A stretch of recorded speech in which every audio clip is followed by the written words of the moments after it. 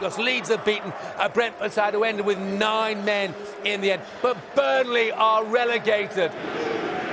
So curls and scores! My word! There's De Bruyne. Yes! The City have won this thrilling title race. They've retained their Premier League title, pushed all the way by Liverpool. It's the final game in the Premier League season wrapped up. Welcome back to the Football Die podcast. What a scintillating final day it was. Manchester City have been crowned Premier League champions once again, thwarting a Liverpool quadruple, which is music to my ears. But on an impartial note, what a thrilling final day it was for both spectators and for the fans of Manchester City, especially, who absolutely were reveling in the drama that was going on the final day, which was absolutely insane. I've not seen a final day like this for a while, so plenty to talk about. Also, Burnley are relegated and Leeds escape, which is another bit of twist in the final day, which we love to see here. Myles and Dave are with me to talk through all of that, as well as the rest of the Premier League action. Not that there was much apart from those massive moments. But Myles, for you, first of all, titles wrapped up. Manchester City worthy champions once again. I mean, it's great to see it go to the final day, first of all, but what a way to finish. This was almost like an Aguero-style finish, wasn't it, in some ways? I thought Villa were going to spoil the party for him, to be honest. It was a brilliant game, definitely. But Man City got there in the end. I think you never really doubted that they would come away with a result in this one, and you probably expected Liverpool to do the same against Wolves, so they were going to need to. But then that tension just kept building, and until the 74th minute, it looked like all of a sudden the title might have gone a different way. So absolutely incredible for a last game of the season. Yeah, I was trying to figure out whether Liverpool were actually top at any point during the day, and they weren't. But there's a point where Aston Villa obviously took a 2-0 lead at the Etihad, which was unreal to begin with. And Liverpool was still at 1-1 with Wolves. And if Liverpool had scored at that moment first, they'd have been top briefly, which might have swung it. But no, City went into overdrive and produced one of the most stunning comebacks I've seen. I don't think they come back from games very often either, City, do they? So what a way to pull it out of the bag. Dave, what are your thoughts on City's comeback against Villa? It was a topsy-turvy game. Like you mentioned there, from 70 minutes onwards, that moment where Coutinho made it 2-0, it felt as though it wasn't going to happen for City. And even, I'd say, sort of from after half time, they just weren't clicking into gear. They weren't really creating many opportunities. They were making careless passes. Villa looked so dangerous on the break. There were a couple of moments where they could have made it 2-0 sooner than they did. The on Watkins chance, which was onside, it was where he's played through. Somehow didn't finish that opportunity.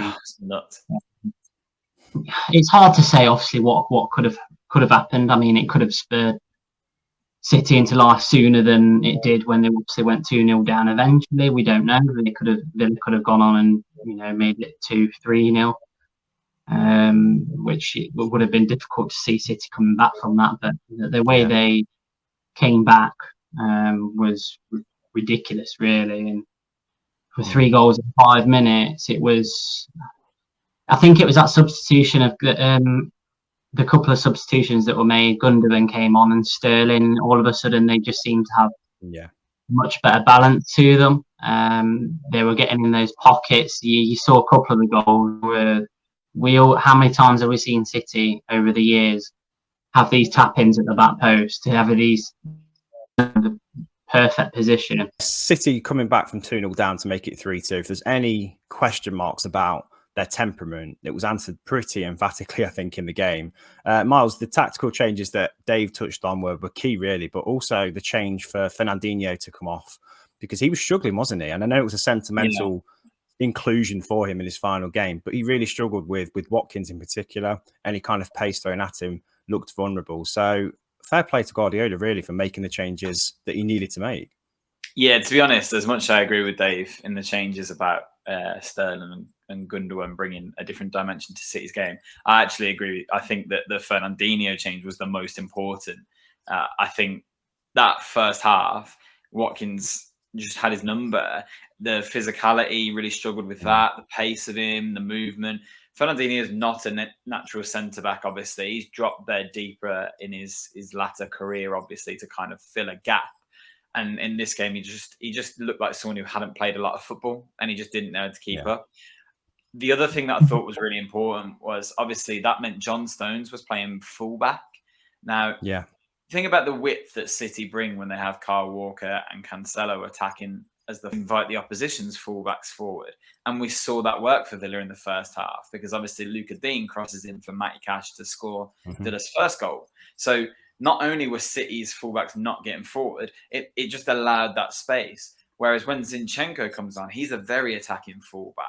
And it means Stones can slot in and try and match Watkins a bit more for pace, which worked to the majority of the game. And then all of a sudden, Cancelo and Zinchenko have got that space to move up the field, which pushes Dean and Cash into areas that they don't want to be at. And look at Zinchenko's work on that left-hand side for, which I can't remember which City goal it was, might have been Rodri's, and he beats Buendia so comfortably. That's what City were lacking in the first half. They just weren't being clinical enough to get the ball forward. They looked like they were just nervous, to be honest, and they were playing out just nullify any threat that Villa had, and it didn't work. So I thought that was a really important change in the game, bringing Fernandinho off. You think you lost a bit of a threat when Coutinho came off? Definitely. But to be honest, I don't actually think we had that much of a threat in the first place in the second half. That goal came out of nothing, really. Coutinho created it out of nothing. It was absolutely fantastic. That turn for a really nice finish too. I don't think Villa were looking to create anything else and go for a third. I think they thought, well, let's just see what happens now. Let's ride this out. So whether that's the right decision or not, I don't think anything was going to stop Man City's attacking threat. I don't think it mattered what attacking threat Villa had on the pitch at that point. I think it was more about whether City were going to up their game, because that's how good they are. Villa weren't expecting to give City a game, and this is why. Oh, they absolutely played their part in the drama of the final day. And I think Wolves can be commended as well for the same in the Liverpool game. But I mean, when City did go 2-0 down, it was kind of, you could almost picture Man City doing something crazy like that, because they do have moments, don't they? We're talking a small fraction of their time that they do have crazy moments like that. But even the choice to play Fernandinho at centre-back in a game like this and against a player like Watkins with his pace seemed a bit crazy. But the fact that he corrected it quite quickly is it's fair play to Guardiola. He's been kind of slammed in the past for being stubborn with his tactics, but this was the right time, the right sort of people to put on. Gundogan as well was so influential. I think he commented in Match of the Day's analysis, he was on with Gary Lineker saying that he's the kind of player that knows how to time runs into the box, and he did that perfectly, didn't he? I thought Gundogan was an amazing addition to an already brilliant game, and if he leaves City, he leaves a lot behind, doesn't he? Like, that kind of player is hard to replace, isn't he? Well, I think he had 100% pass completion once he came on. He had 3 shots and scored 2 of them. I think he won all his aerial duels. When the rest of Man City looked a bit rocked, because obviously they didn't expect to find themselves in that position, he stayed strong. And that was a real testament to the kind of player he is. Let's not forget that towards the back end of last season, Gundogan was comfortably Man City's best player. And he's found his time a bit more limited this season with the advancement of Bernardo Silva and how good De Bruyne has been, and Rodri coming into that midfield. And there is a lot of talk that he's going to move back to Germany this summer, or potentially Arsenal, but I can't see that happening personally. No. But he's probably just won Man City the title as well. So do you now look at him and think, well, maybe he should stay for next season? Because I think he's a quality midfielder, Gundogan. I think he's still quite underrated, to be honest, in the Premier League, because his success there has been fantastic. City have won 4 out of the last 5 titles, and he's been a massive part of that. Yeah, I think he's a victim of a bit of versatility as well, because he can be so widely used across the pitch. And I mean, he's normally a bit deeper than what he played when he came on, but the fact that Pep pretty much gave him free rein to bomb forward into the box when needed paid off massively. He's got that intelligence as a player, hasn't he? And he had it at Dortmund as well. He was a key player in their midfield. So if he was to go, a strange one to leave City at this time, but I suppose every player in City in a squad like theirs wants to be wanted by the coach. If he's not wanted now, then I don't know what he has to do, to be fair. He's got to go down in City folklore, really. But I think Pep used the word legends as well for this team, saying that this kind of game has put them on a pedestal. Like you said, Myles, 4 titles out of the last 5 years. That's something to sit up and take note of, isn't it? They're really an impressive team, and I think the difference between them and Liverpool is just that they're so slick, so clinical. And the only question mark that people had was, could they come back from adversity like this? Have they got the bottle to come back from behind? And they don't usually. So to finish the season like this kind of answers that question as well. I think particularly when you consider how good this Liverpool side are. So they've won 4 of the last 5 titles against that kind of opposition that have run them close twice now, within a point twice. That's incredible. So that longevity that Guardiola's created there, and the depth that squad has, and the money it has, of course, is always going to feed into that. And obviously, they're such an odd club to follow with a very recent history. I think they've now won 16 trophies since the takeover. And obviously that's such a big percentage of their club history that it always leaves a bit of a sour taste in your mouth watching Man City win something. But I would have rather seen them winning than Liverpool at the weekend, to be fair. So yeah, it's what it is. Well, 1 point separates them in the end, Dave. That's probably indicative of where the two teams are. But the gap from Liverpool down to Chelsea is about 18 points or something like that. So again, they're by far the top 2 teams in the country. How did Liverpool lose this title? Because they're on every other front, they've gone as far as they can. You know, in every competition, they've reached the final. They've won 2 so far. They're in the Champions League on Saturday, as we know. So what did they miss in this title run? From what I've seen, I think that Man City did gain more points from the big games against the big teams. I didn't beat anyone in the top 4, did they? No. This season. I think on the back of it as well, if you think about the 2 fixtures that they had against each other, obviously the two all draws. Yeah, Man City were the better team in both of those games, and were probably felt unfortunate, really, to have come away with just the point on the basis of those 2 games. Liverpool did have a couple of decisions that kind of went their way. So I think in the long run of the season, I think Man City are the deserved of the 2. I think they're fully deserved their title win. And I mean, I think you've got to look at one thing I will say about both teams is when they did have drop points, they always responded, and that's kind of the sign of champions. They're able to recuperate from any sort of disappointment, and they've both done that over the course of the season. So either team would have been deserving of it, but I think fine margins, Man City were worthy winners. Yeah. Go on. Sorry, just to add to what Dave was saying, it's funny because Liverpool obviously imperious in the second half of the season in particular. I think they were unbeaten in 19 or something like that since the turn of the year, which is just incredible. And actually, they've not done badly against the big sides, but they've played twice against City, Chelsea and Spurs, the other top 4 teams, and taken 6 points from them because they've drawn every single game in that sort of region. Yeah. Whereas Man City, they lost to Spurs, but they took 6 points from just Chelsea. And when you're talking and competing at the top end of the league, you've got to take points from the teams around you as well as those below you. So, look, it's such a funny thing to pick on them for when really it came down to a point. And even the goal difference was really close until City blew a couple of teams away at the end of the season. But little moments could have made everything different. That Rodri handball against Everton could have changed everything. I mean, Chelsea have proved to be a bit of a bogey team for Liverpool. I mean, even in the 2 cup games, they couldn't beat them over 120 minutes. So, I mean, that's probably going to be their shortcoming, really, that they've not been able to put away, teams in the vital moments. Yeah, I think with the small margins we were talking about, do you think maybe it was the amount of games Liverpool played in the end, the semi-finals they had to play that were different, the finals they've had to play, and going to the full distance with both the finals they've played so far, maybe had a bit of a sway in the way things went in the closing stages of the season? Definitely that. And also you have to remember that the goal scoring form that Mo Salah was on in the first half of the season is what won him the Golden Boot.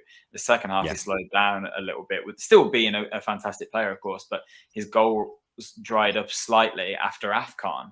And they obviously had that spell where not only have they played as many games as it is physically possible to play in a league season this year, they've also had 2 of their key players in the final of a tournament in the middle of all of that. So it is hard for Liverpool really to even be competing at this level, and it's got to be a bit of a congratulations at the fact they even got this close when you consider it. But I think two key players really. Salah's goals obviously tailed off towards the end of the season, and he still has done well, and obviously he's tied some for the Golden Boot.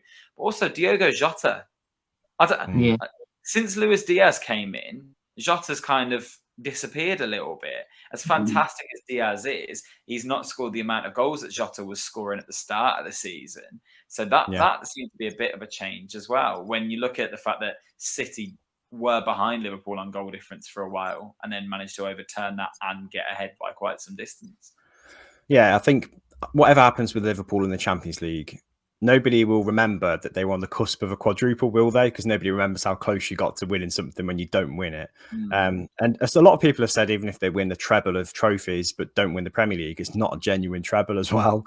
So there's a few kind of people saying that their season could be a write-off depending on what happens in the Champions League. I think that's really harsh because, like you said, against really demanding physical environment that they've been in, to put themselves in that position, to even put themselves in that position, I think is worth commending. They've got such a talented team. I think the only thing they're missing on City is just that extra depth, isn't it, really? Like we talked about, those forward players aren't quite the same level as they need to be. The ones that City have got to rotate between, and the amount of goals they scored without an out-and-out striker, Man City, is unreal as well. And when you factor in they're putting Erling Haaland into the mix next season, it does make you wonder what Liverpool now need to do in the transfer market to stay competitive. So, Dave, what do Liverpool need to do in the transfer market now? I think they need to strengthen their midfield, for one. There are rumours, apparently they're interested in Tchouaméni, Monaco. So if they get him, that'll be a great signing. I think Real Madrid are interested. From what I've seen of him. Yeah, from what I've seen of him, he's a great player. So if they manage to get him, I hope they don't personally, but in that case, I hope he goes to Real Madrid. But I feel like midfield is an area where they do need to kind of grow up a little bit. I think Henderson's not really performed the way he has in previous seasons. This season, obviously, he's not had quite as many minutes as he had. If they don't have Thiago available, they do look sort of a little bit short of quality in those areas. We've seen bits and bobs from Navigator, but I still don't know if he's that player to really kind of take them to that next level. So midfield, obviously in the forward positions, depending on what happens with them there, obviously whether there's a lot of rumours about Mane potentially going to Bayern Munich. Salah. Now that Real Madrid aren't getting Mbappe, it'd be interesting to see what happens with them if they go for Salah potentially, because they love a marquee signing. So it's going to be interesting for sure. But their squad as it is now, it's so strong in contrast to what it was 4 or 5 years ago. I mean, it's night and day really. Even if they don't add a lot to this squad and go into next season, they will still be up there competing with the manager that they've got. So I wouldn't be too worried as a Liverpool fan. That's exactly what I was going to say. We can sit and ask these questions. What could Liverpool have done? What do they need to do to catch Man City? Nothing really. It's boiled down to luck. There's not much to separate these two sides as is. And of course, we talk about that City are now strengthening. But what more can Liverpool really do? To be honest, the best thing they can do in the market is probably get a contract with Salah and Mane and not have AFCON next season, and then maybe they will keep up. But it's such a harsh reality. I don't think they even necessarily need to strengthen the midfield that much. Maybe depth-wise they do, because Thiago, Fabinho and Keita look like a good midfield three, and Konate obviously came in at centre-back towards the end of the season, and he looked like he was starting to settle in a little bit. So really the only thing they can do is just try and add depth to what they've got, just because that's what City have done. I don't know if adding depth either is the solution. What they need is a genuine megastar to prove that they can level up, because Erling Haaland undoubtedly levels Man City up, I think, makes them a much better attacking team. Whether that's possible, we'll see. But I mean, we said the same about Lukaku, really, so I'll wait and see how that pans out. But if they're going to sign a midfielder, why not go for a Jude Bellingham? Do you know what I mean? Like somebody who's literally going to be world class very soon. Well, they want Bellingham, definitely. There's been reports of that already, but Bellingham's already confirmed that he wants to be at Dortmund next season, and you can't see Dortmund letting Bellingham go in a summer that they've lost Haaland, because that's just not their model. It's only for one player at a time. So they won't get Bellingham for this season, definitely not. I'd be really, I mean, I'll look a fool now if they do, but I'm quite confident of that. I don't really know who's available for them. I think Liverpool are in a weird position.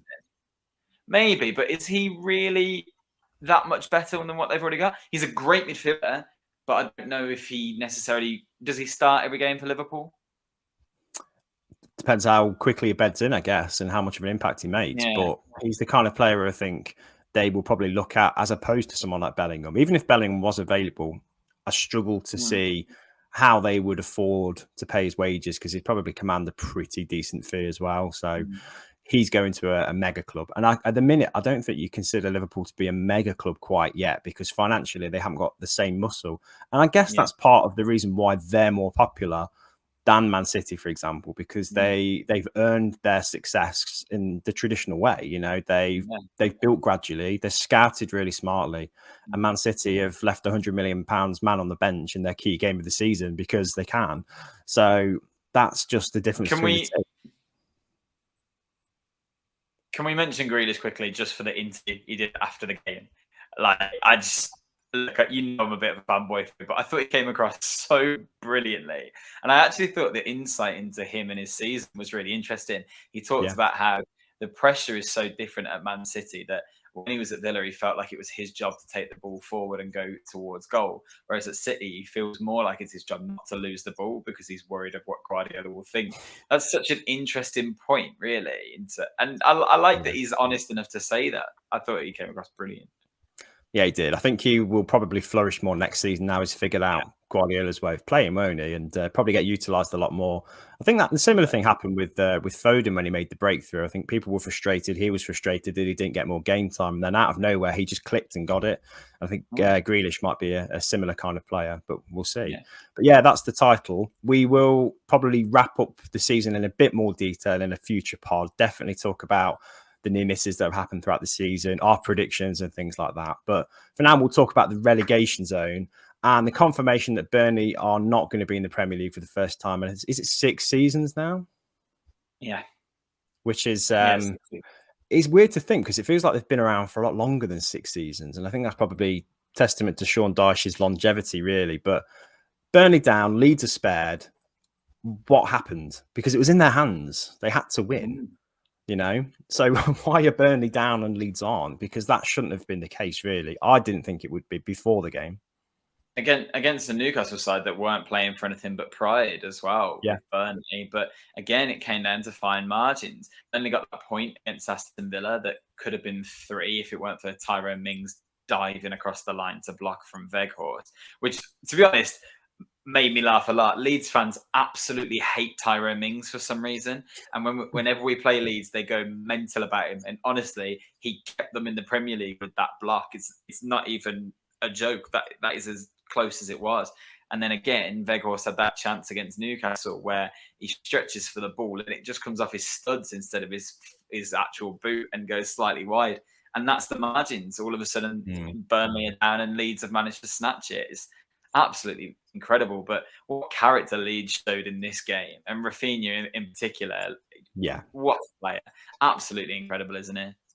Yeah, well, that's the thing. You talk about fine margins. Dave, is it not simply a case of if they'd have kept Chris Wood and Sean Dyche, they'd have been safe? Is it more complex than that? I mean, hindsight is a wonderful thing, but we kind of, there was a reaction after Dyche was, given the boot, and did they take something like 8 points from 3 games or something like that, was it? Yeah, it was a decent start, wasn't it? No, sorry. 8 points from 4 games, I think it was. Yeah. And yeah, they all of a sudden it kind of petered out. And we have mentioned for the last 2 or 3 weeks with Burnley, it just seems as though they lost that momentum. And really struggling. It was often, they were probably I wouldn't say unlucky against Villa, because I thought Villa were probably the better team in that game. But we've always questioned whether they've had the quality in there. Yeah. They went out and obviously invested in January after getting rid of their key striker, but it was too little too late, in my opinion. You've got to have sort of a bedding in for when you're bringing in, those sort of players from different leagues as well. I think you need a pre-season behind you, and it was just an afterthought, in my opinion. The sacking of Dyche was just crazy, as we thought at the time. And they've come out with nothing at the end of it, really. Myles is not a fan of Sean Dyche, so I can see he disagrees with I him. really disagree, if I'm honest, because if you look, Burnley had one win by mid-February this season in the league, and Chris Wood wasn't exactly lighting it up for them either this season. They were in real trouble. They've become better. I think they were 4 points adrift when they sacked Dyche, and they've ended up missing out by a point in the end. So they came closer than they would have, you could argue. I actually think that Mike Jackson did a much better job than Dyche did. And I actually really like Weghorst. I just don't think... I think Dave's right when he says he probably needed more time to bed in.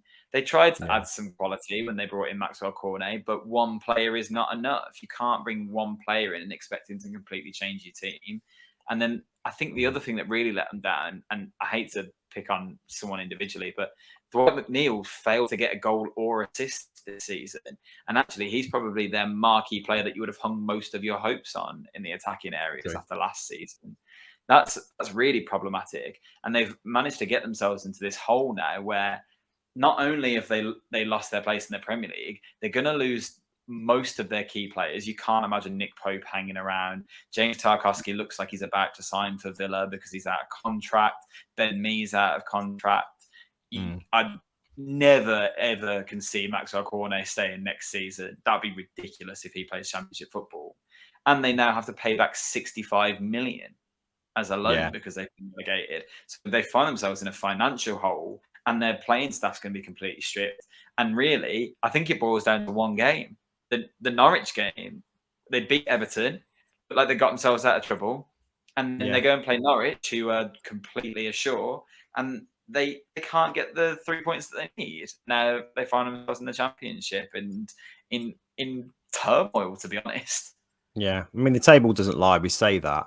And Leeds, in a similar way, had an awful spell, didn't they, during the season where they were shipping so many goals under Bielsa that he had to go. And he was such a stickler for his way of playing that Jesse Marsh has actually done a really good job of trying to change that really ingrained Bielsa mentality in that Leeds team. Because that must have been hard to shake off, Dave, because it was such an identifiable style for the players after, 3-4 years of Bielsa being there, that for Marsh to suddenly try and inject some enthusiasm, first of all, because Bielsa didn't even speak the language, and that energy that he brings to the touchline must have been a bit of a culture shock to Leeds. So could they have done any more? Could they have replaced Bielsa sooner? Should they have replaced Bielsa sooner? How did they get themselves into the mess they were in? Well, you could say that obviously about Burnley as well. They were on such a poor run at the start of the season. Why did they stick with Dyche for as long as they did if they were in such a poor run of form? I think Leeds' decline was such a shock though, because it was bad. The amount of goals that they were conceding was ridiculous, and there just didn't seem to be any sort of possibility of a turnaround in form. They looked gone really at a point, and we spoke about it on the show a couple of months ago. Myles, I think you said you really were worried for Leeds, with the way that they were playing. So I think one thing you can say for them, they have missed, they've had a couple of key injuries. Jack Harrison was missing for quite a while. Patrick Bamford, has been injured for a long while. So no January signings though. That's baffling for me. They really just Calvin Phillips, didn't they? When they were shipping goals, that you lose that screen in front of your defence, who's easily their top quality sort of player. Him and Rafinha in that sort of top bracket. that was so difficult. So the fact that they showed the character to come through that without those injured players, and that new manager's come in and they've managed to get themselves out of trouble, I think they deserve an immense amount of credit for the Brentford game. To be honest, they really stepped it up when they needed to. I think there'll be a few top clubs a bit gutted because there's rumours that there was a Rafinha 25 million release clause if Leeds got relegated. So. Wow. Well, we wanted Phillips pretty desperately by all accounts. If they'd gone down, Villa were going to try and swoop in and get Phillips to link up with Gerrard. But I mean, we've signed Kamara today, so I'm happy. So yeah, the three have obviously now been confirmed as relegated. Watford, Norwich, and now Burnley. Deservedly so, I think. There was a few teams that were kind of for a while looked like they could be in the mix. Everton must be thanking that they won the game previous to that, because they got absolutely hammered by Arsenal, which is unreal. So yeah, they were sorry. Was it Arsenal they lost to? Yeah, it was absolute drubbing, wasn't it? So yeah, Frank Lampard's very lucky there. But yeah, moving on to Arsenal, the top four, and Spurs, who sealed Champions League qualification. It looked like it was going to happen anyway when they won their last game and had Norwich on the final day, and that proved to be the case. But Spurs are worthy Champions League qualifiers, aren't they? Are they probably better equipped to deal with it than Arsenal? Yeah, definitely at this stage. Well, it will depend on what happens over the summer, because Conte's still not really committing to the fact he'll definitely be there next season. I think he will, just out of virtue of the only job that would be available for him to walk into would be the PSG job. And I really don't think he'll want that, to be honest, especially with what's gone on there this week. That's a whole different story that maybe we'll come on to later. It's an absolute joke. But you have to say, the strength that Spurs showed in that second half of the season, and particularly in the last few games, I think they've only conceded like 5 goals in the last 10 or 11 games or something mental. He's really improved that side, plus brought in Kulusevski and Bentancur, who have been fantastic. Already had Son and Kane there, who are world-class and should be in the Champions League. So I don't think we can be too surprised that Spurs managed to nab 4th over Arsenal. But still a great season for both of them, I think, on reflection. Yeah, I think the start that Arsenal had, and the way we in particular were sort of framing them to be a mid-table team, weren't we? Because that's the kind of performances they were producing. Yeah, I think they've actually found their identity now. I think Arteta's definitely got a squad that's his and it's working for him. It's just not to be this season. I think it is probably a season too early to get into the Champions League. So he's got another season now of transition where you'd have to say they probably should be competing this year, Arsenal, for the season. They should be looking at getting deep in cup competitions. Should definitely be looking at the Europa League and thinking we should have a crack at that, you'd imagine. Yeah, it's just going to be hard, obviously, because now all of a sudden you play a lot more games and they don't have the deepest squad. I do wonder whether they shot themselves. I said it at the time, and I think a few Arsenal fans kind of laughed it off and said, no, it's good for the squad. But their January transfer window was awful because they let players go and let players go and let players go, failed to bring anyone in. Now, I've seen a few Villa fans talking about it on Twitter, and I genuinely think it's true. If you look at how Rob Holding, for example, he had to come into that Arsenal side against Spurs and was shocking. Callum Chambers has come in at Villa and actually looked very reliable and strong. He's a better defender than Rob Holding. Had they kept hold of him, maybe things could have been slightly different.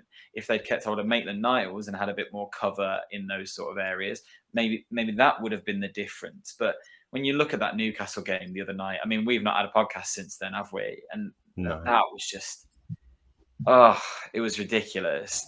Talk about throwing it away at the last opportunity. It was so frustrating. And if you're an Arsenal fan, you'd have been pulling your hair out watching Guimaraes, this player that they were desperately after in January, go to another club and completely tear you apart and make your midfield very average as well, to be honest. But it was a great result on the final day for them and showed a lot of positive signs, a lot of the young players getting involved in the goals. So they'll have a decent season next season. I can't see them getting into the top 4 now if they've got to compete in a European competition as well.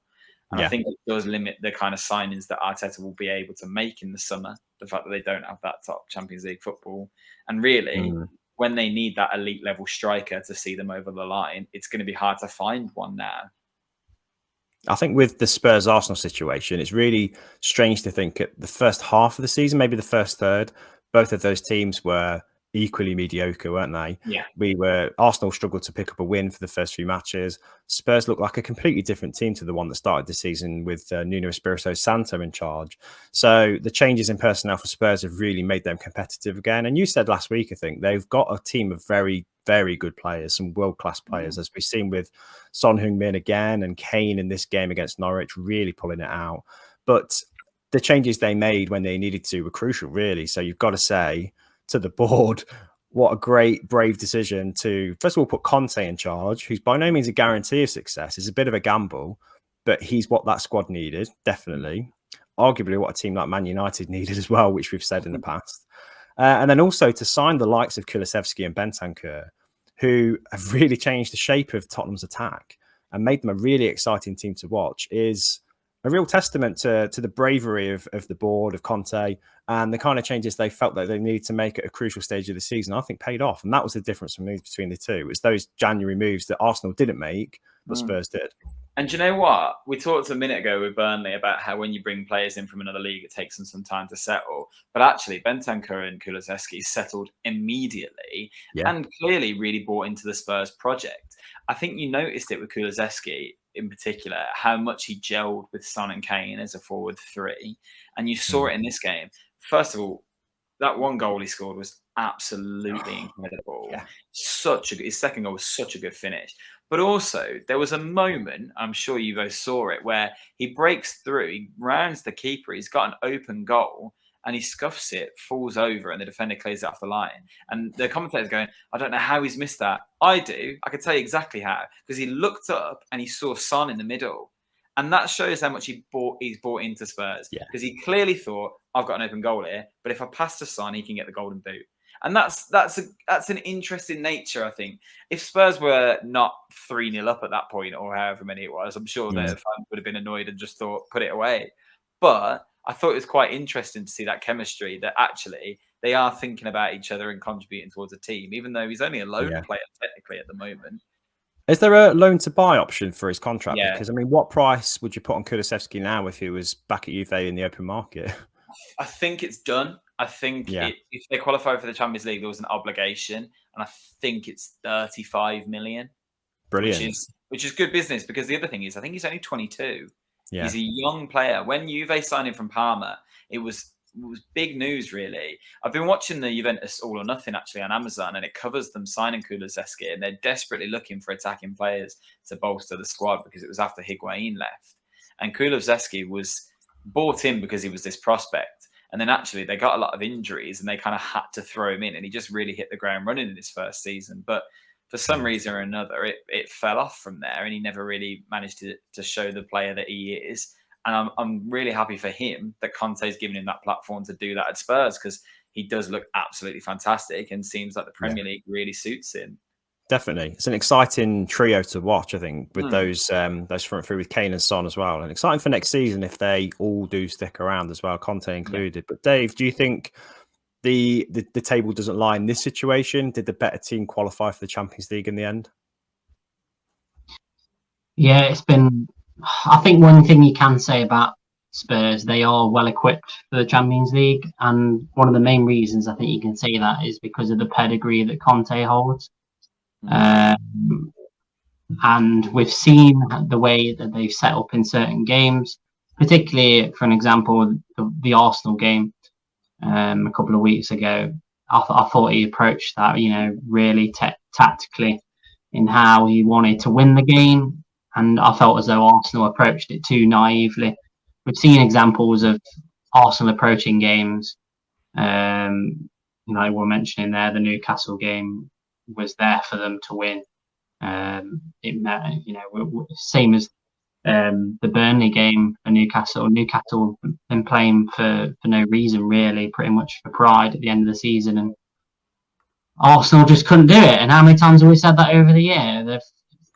I just sense that with the attack that Tottenham have, I actually fancy them to be a little bit of a dark horse next season if they can make a couple of clever acquisitions in the summer and Conte does stay there. Then I think they'll be a good outside bet. I'm not saying that they can do it, because we've seen them be Spurs and Spurs it up over the last few years. But it just feels different now for some reason towards this end of the season. We have seen Tottenham have these little nips. We obviously saw the Burnley game after they went and beat Man City, lost to Burnley, and we thought, what's going on here? But we've seen them, especially in the big games, we've seen them compete, and they've not looked. They've not been overawed, I wouldn't say, by this opposition, and we've seen them, take the game to teams. We've seen them compete with Liverpool, and if Liverpool have won that game, they'll gone on to win the league. So I think you've got to give a lot of credit to Conte and how far they've come in such a short space of time. One caveat, though, to this idea that Spurs are set up well for Champions League success next season because they've got Conte, is actually Conte's got a terrible record in the Champions League. It's the one thing that he's always been criticised for, that he's never really been able to perform in that tournament. I think he's played 34 games in the Champions League. He's only won 12 of them.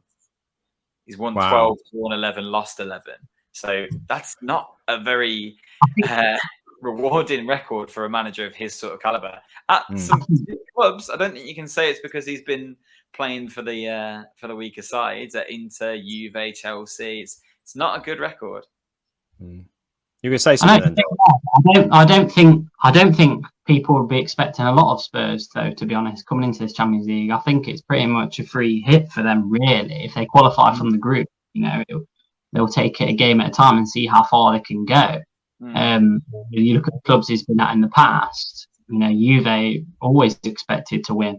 Chelsea always expected to win. With their kind of sort of record they've had in the Champions League over the last few years, they are expected to be one of the favourites. No one will expect Spurs to be, one of the favourites to win. So I think the pressure's off for them, really. Yeah. Maybe. Well, again, it depends what moves they make in the transfer market, doesn't it? They do sign. It depends what their seed is, because if they get seeded into, they could be in a tasty group. So it'll be interesting to see how that plays out. Don't Spurs have to qualify as well for the Champions League group stage? Yeah. I don't think so, do they? Yeah, I think fourth place still has to play a qualifier to get to the group stage. So it's not done and dusted yet, but you'd imagine it's against somebody a bit weaker than themselves. So yeah, that's the Champions League places wrapped up. Obviously, Tottenham joined Chelsea, Liverpool and Man City in the top four, which is not what we predicted at the start. Obviously, Manchester United have slipped down to 6th in the table to join Arsenal in the Europa League, but we won't. Only just. Only We're not because going to talk about the race for the Europa League and how West Ham did you a massive favour by occupying your Conference League place. It's not a race, is it really? You are. Brighton did us a favour. Yeah, Brighton obviously ruined Man United's season and then saved it simultaneously somehow. Well, I was going to move on to Brighton next, just to wrap up, because there's a few teams that finished the league so strongly that they've risen a couple of places, and Brighton are among those. They finished 9th. Leicester finished 8th after their season, which looked like it was going to be a lot worse than it ended up. Yeah. And obviously Newcastle climbed to 11th, which is a great comeback for them. And Palace climbed to 12th after beating Man United on the final day. Palace have had a good season too, haven't they? So a few teams there that have surprised and actually finished on a real positive, and probably teams that you'd expect to compete in the top half again next season. So yeah, interesting climax. Any other teams stand out for you, Myles? Brentford, even though obviously they lost to Leeds in the last game, I think you've got to say they've had an absolutely amazing first season up, and the structure that will give the club. I think bringing in Christian Eriksen, obviously we've talked about that countless times on this pod, how brilliant that was, but you've got to say that's been a wonderful introduction to Premier League football for them. And Arsenal, I think, are probably one of the biggest winners, because none of us expected them to do anything, and they've ended up 8 points better off than they were last season and going from 8th to 5th. So I think they're probably the two standout teams in the Premier League for me this season. Dave, anything from this final run-in and the final positions of the teams where you've looked at them and gone, do you know what, they've done all right? They've surprised a few. They've surpassed expectations. Yeah, I think a couple of teams that I'm a bit worried about. Southampton, you look how close they were to relegation after, their run of form all season. They've kind of been a mixed bag, really, but they were so close to relegation towards the end of the season. You you'd have to put them out there as an outside bet for relegation next year. For teams that impress, I think seeing Patrick Vieira come into Crystal Palace and have the impact that he's had on that team is, it's been must be really encouraging for Palace fans, and to see the players, the young players that they've got coming through, and the likes of, Eze. I think it'll be an exciting season for them, and I think in terms of the policy they seem to be sort of pursuing in, buying young players, promising players, and developing them. I think that's really good for English football, and hopefully we'll see that. I'm looking forward to seeing who else joins us in the Premier League in the playoff final out of Huddersfield and Forest. I'd like to see Forest come up, but hopefully if Huddersfield come up, we see a different Huddersfield, because the amount they gave themselves in the last Premier League season was terrible. So I'm just hoping. Sorry, carry on. Didn't they beat Man United that season though? Yeah, well, who doesn't these days? Can we just quickly go away from England before we finish? Yeah. Two things have got to be worth mentioning. AC Milan won the Scudetto. Amazing, brilliant for them, and really funny if you're Chanaloglu, who left AC Milan for Inter Milan this summer and then ended up on the losing side both times. Olivier Giroud scored twice last night to help them win the title. And surely we've got to talk about Mbappe quickly. Yeah. Wow. I mean, if the rumours are true, he's a sneaky one, isn't he? Honestly. What's your thoughts on it then, Myles? I read that the deal is 300 million worth signing on fee, 100 million a year. He'll also have a say over who the next manager is, who the next sporting director is, because they're going to get rid of Leonardo, and also on incoming and outgoing transfers. So basically, the only way to stop him from going to Real Madrid was go, you're in charge. Just do whatever you want. Even have a blank checkbook. You can pay yourself whatever you want, buy whoever you want. Don't worry about the next manager. He's whoever you want it to be as well. It's ridiculous. He's 23. Yeah. He's you know what? One of the biggest. For me, it just shows a real lack of ambition for him, because surely he can't go any higher than what he's doing at PSG, apart from win the Champions League, and that is a big ask of PSG right now. So Real Madrid are more likely to scoop that trophy very soon, maybe, if that's the case. And the fact that he's snubbed that chance to stay at PSG for that kind of control, reportedly, is mental, isn't it? But also really funny that La Liga have put in a complaint about it to FIFA, saying that it's obviously some sort of financial doping in the game, and they really think it's unfair, knowing that Barcelona are like $1 billion in debt because they've been doing exactly the same thing for years. It's just ridiculous. And those kind of figures being involved in football, I mean, we all feel about that. We've talked about that enough times. It's an absolute joke. But he said, didn't he, that he'll be supporting Real Madrid in the Champions League final. He still supports them, but he just didn't want to leave Paris because France is what made him the footballer he is, and he doesn't want to have to leave France. Just tell the truth, mate. They said to me I could have whatever I wanted, so I just thought, sack it. Why would I not say yes to that? It's ludicrous. I'm not sure there's much truth to that many controls over one football club. I hope not, anyway. That would be a terrifying contract for some young individual to have, wouldn't it, really? It's mental. 23. It'll just make it even funnier when PSG don't win the Champions League next year, won't it? Oh, fantastic. They need to get done now, really, don't they? That's got to be the next step, because if you've literally given a young player that much money and that much power, you've got to find a manager that he's going to respect and listen to. That's not Pochettino, definitely not. Really good Zidane, isn't there? Apparently, there was guaranteed Zidane's going to come in, and that was one of the reasons why he signed on. So Pochettino will be gone by the end of the week, supposedly. So I imagine Zidane will be the move that they make. It would be weird if it was anyone else. So I think that we're gutted to see the Premier League finish. Well, I am. Yeah. Even if United have had a rubbish season, I'm sure you boys are the same. It's always gutting to see the Premier League finish. But this could be one of the most exciting transfer windows we've ever seen. It's been an exciting season. I mean, if you look at it impartially, which we try to do on this pod, emotions get the better of us sometime. But there's been so many high points, hasn't there, for raising the bar. The quality at the top's got better.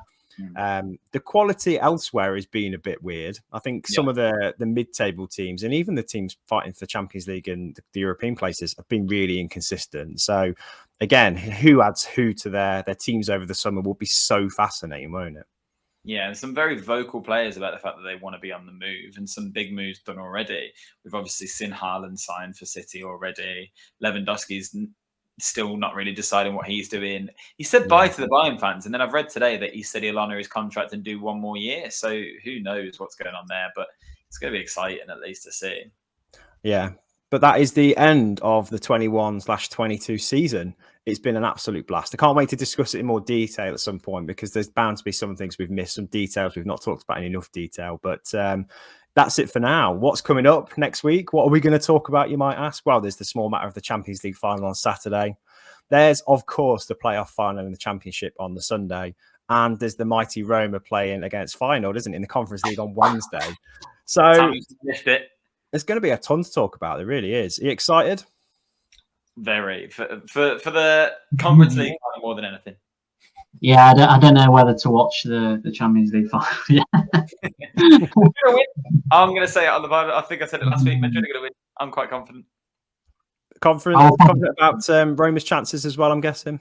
Yeah, Tammy Abraham just broke the record for the Englishman with the most goals in a Serie A season as well. Amazing for him. So, yeah, they'll win that. I'm pretty comfortable. Awesome. Well, join us next time then, next week, just to round up the final elements of this amazing thrilling season. Guys, you're going to be there. You're going to join me next week as well? Of course. We'll be there.